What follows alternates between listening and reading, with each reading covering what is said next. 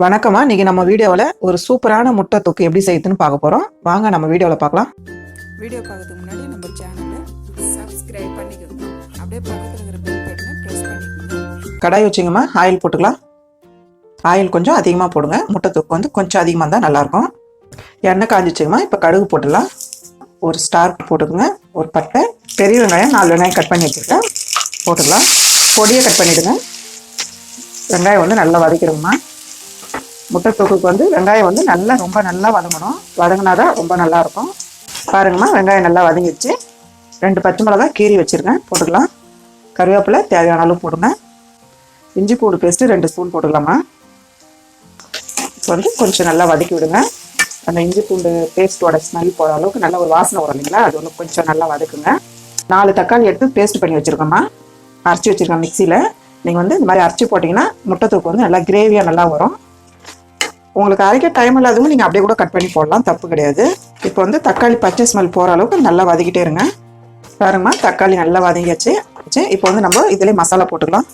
2 spoon chilli powder போடுங்க. தனியா 1 ஸ்பூன்மா. ஜீரகத்தூள் 1/2 ஸ்பூனு. கரம் மசாலா 1/2 ஸ்பூன். மஞ்சத்தூள் 1/2 ஸ்பூன் போட்டுக்கலாம். இப்போ வந்து இந்த மசாலா வந்து நல்லா மிக்ஸ் பண்ணி விடுங்க. இதிலே நம்ம வந்து தண்ணி ரொம்ப ஊற்ற மாட்டோமா, ஏன்னா வந்து தக்காளி அரைச்சி வச்சதுனால அதிலே தண்ணி இருக்குது. தண்ணி கம்மியாக ஊற்றினாலே போதும். உப்பு வந்து தேவையான அளவு போடுங்கம்மா. நம்ம வெங்காயம் வதக்கும் போது கொஞ்சம் உப்பு போடுறோம், அதனால் இப்போ கொஞ்சம் தேவையான அளவு போட்டுருங்க. பாருங்கள், மசாலா போட்டு நல்லா வதங்கிடுச்சு. இப்போ கொஞ்சமாக தண்ணி ஊற்றுப்போம். நம்ம வந்து 1 கிளாஸ் தண்ணி ஊற்றிக்கலாம். அவ்வளோதான். 10 நிமிஷம் மூடி வச்சோமா நமக்கு வந்து முட்டை தொக்கு ரெடி ஆகிடும். 10 நிமிஷம் ஆயிடுச்சுமா, பார்க்கலாம்.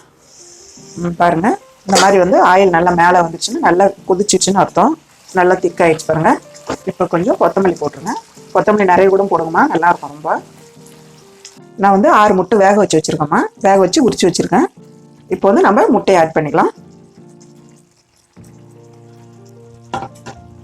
முட்டை போட்டு அப்படியே கிளறி விடுங்க. முட்டை போட்டதுக்கப்புறம் கொதிக்கணும்லாம் அவசியம் இல்லை.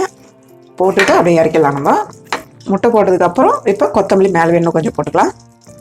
அவ்வளோதாம்மா, முட்டை தொக்கு ரெடி ஆயிடுச்சு. நீங்களும் வீட்டில் செஞ்சு பாருங்கள். இந்த வீடியோ உங்களுக்கு பிடிச்சிருந்தா லைக் பண்ணுங்கள், ஷேர் பண்ணுங்கள். உங்களுக்கு ஏதாவது டவுட் இருந்தால் கமெண்ட் பண்ணுங்கள். அம்மாவோட வீடியோஸ் சுட சுட தெரிஞ்சுக்க மறக்காமல் நம்ம சேனலை சப்ஸ்கிரைப் பண்ணிக்கோங்க.